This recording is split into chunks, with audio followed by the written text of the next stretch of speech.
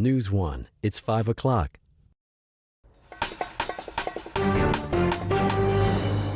Hello, everyone. I'm Mike Dunstan with your Spectrum News in 90. Charlotte-Mecklenburg police have arrested a man in connection to a sexual assault investigation. They say Robert McFadden broke into a woman's apartment and assaulted her Thursday morning, 2 days after getting out of prison.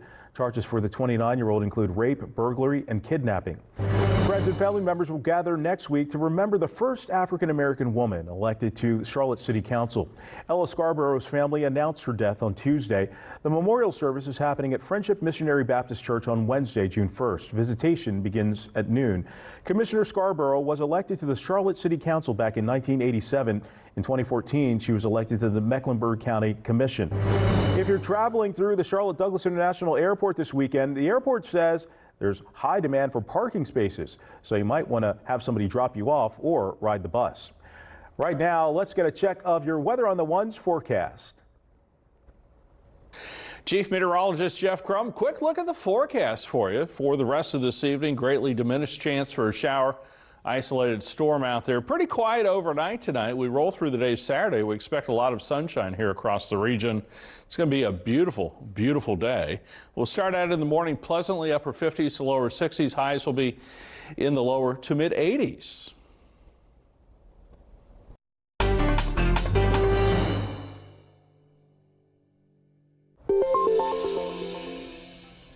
For the benefit of hindsight, where I'm sitting now, of course it was not the right decision. It was the wrong decision, period. That was the director of the Texas Department of Public Safety admitting Friday that law enforcement officers made the wrong call by not breaching the classroom when a gunman started a massacre at Robb Elementary School in Uvalde, Texas. Thanks so much for joining us here on Spectrum News 1 live at 5. I'm Mike Dunstan. Brittany is off tonight. Well, for days, people have questioned why officers waited so long to confront the shooter as 19 children and 2 teachers were slaughtered inside. The Texas Public Safety Director says the commanding officer believed at the moment there were no survivors left to rescue. But it turns out there were still 8 or 9 kids still alive in the room, according to a 911 call from a student inside. We're also learning that after about an hour, the tactical team used keys from a school custodian to enter the locked classroom, then finally shooting and killing the gunman. With these painful new details emerging, Spectrum News 1 anchor Sarah Rudlang spoke with members of the Texas community to get their reaction. We're here at the memorial at Uvalde Plaza Park, where there's a lot of grief but growing frustration as community members cope with another difficult day of new developments as they try to understand why law enforcement responded the way they did. The heartbreak can be both seen and felt here. Mourners even coming at all hours, leaving flowers, candles, and messages to the 21 victims of this horrific shooting, each cross representing a life stolen. What has happened is just a tragedy. I spoke with a former law enforcement officer who drove more than 80 miles from San Antonio to Uvalde to pay his respects. But also, he expressed to me his frustration with how law enforcement responded on Tuesday. The fact that the shooter got an opportunity to stay inside that classroom for such a long time without a response questions the whole idea. I'm a former law enforcement officer, so I'm not saying that I have all the answers, but I do know that we could have responded much sooner and maybe saved some of those small angels. And for the people who knew these children and teachers, there are no words to describe their immense pain. I also spoke with a woman who tutored many of these kids who were killed, and she says they were full of joy and loved learning. They worked so hard to do good in school. The students that we had, you know, we helped them out, and they were so proud to be on the AD honor roll like Jose was. Today would have been the first day of spring break, a time of excitement now washed away by grief and disappointment. Reporting in Uvalde, Texas, Sarah Rudlang, Spectrum News. Sarah, thank you. Meantime, Charlotte-Mecklenburg police arresting a man they say broke into a woman's apartment, sexually assaulted her, then kidnapped her. Police say they got a call Thursday morning that 28-year-old Robert McFadden was trying to break into an apartment on Daybreak Drive but was not able to get in. A few hours later, police say they got another call from a woman at the same apartment complex saying he came in through a window and raped her. The victim was taken to the hospital for examination and treatment. He's a very dangerous person. And sex offenders, there's many papers and articles written, they have a high rate of recidivism. And in this case, it proved to be true. Police say the victim did not know the suspect. McFadden is facing a long list of charges, including rape, sex offense, along with burglary and kidnapping. Now, he was previously convicted in 2010 for rape in that same area, and he was released from prison after serving time for that offense 2 days ago. The National Weather Service confirming an EF2 tornado hitting Iredell County. You're looking at some of the damage left behind. The Sandy Ridge United Methodist Church in Statesville lost part of its roof last night. And we spoke to Pastor Marcia Joyner. She says the 150-year-old church was also damaged inside.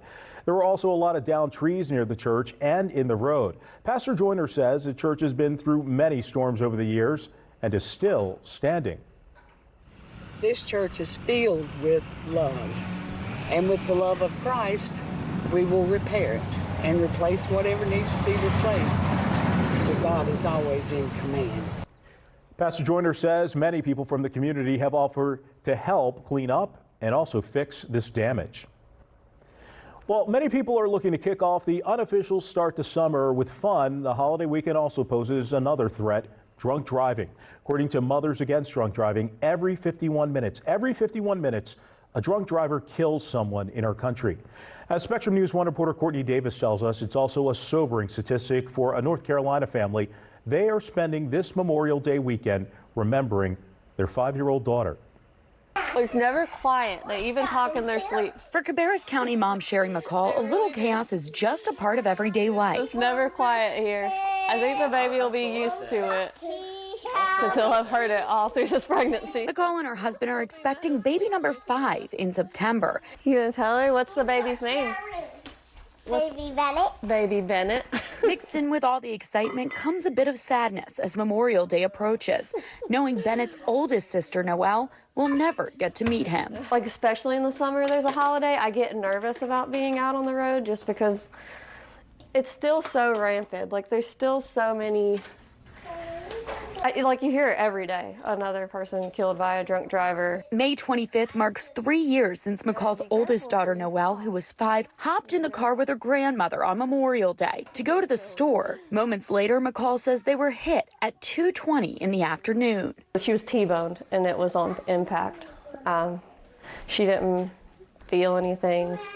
They said that as soon as the car hit, she was just like asleep. McCall says the driver who caused the accident had a .13 blood alcohol content when she arrived at the hospital, while the legal limit is .08. So to me, she drove a weapon of mass destruction down the road. Like, it was a lethal weapon. She turned her vehicle into a lethal weapon, and she killed my child. Since the accident, McCall says their family has been forever changed. This was the night before. This was May 24th, 2019. But just this month, after 3 years of court delays due in part to COVID, McCall says she has a bit of relief as the 65-year-old driver in the accident pleaded guilty to death by vehicle, being sentenced to spend up to 6 years in prison.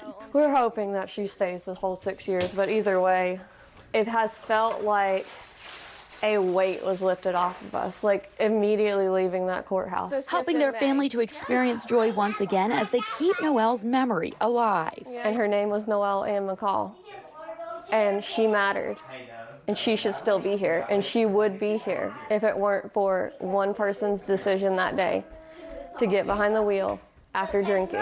While reminding everyone what's at stake when you get behind the wheel after a drink. Have a plan, because a drunk driver makes that choice sober. If you go somewhere knowing that you're going to drink and you have no other way home, you are making the sober choice to drink and drive and possibly take someone's life and blow a family's world to pieces. Yeah, all the best to that family. Meantime, Sherry McCall says now that the court proceedings have ended, she wants to find a way to continue to honor their daughter's life and to bring awareness of the dangers of drinking and driving. Now, AAA is activating its Tow to Go program also to keep impaired drivers off the road this weekend. If you're in need of the service, call the number you see here on your screen. Now, they will put you in contact with a tow truck driver who will take you and your vehicle to a safe location within a 10-mile radius. By the way, this service is free and it's available until 6 a.m. on Tuesday. I'm excited to see how excited my kids are. That's been the best so far. A lot of excitement. It's a big weekend for NASCAR here in North Carolina. The Coca-Cola 600 kicking off Sunday. The fans already making their way to the Speedway. We're heading to Concord to see some of that excitement. That plus what's Mother Nature going to do outside. Your Weather on the One's forecast with Chief Meteorologist Jeff Crum headed your way right here on Spectrum News 1.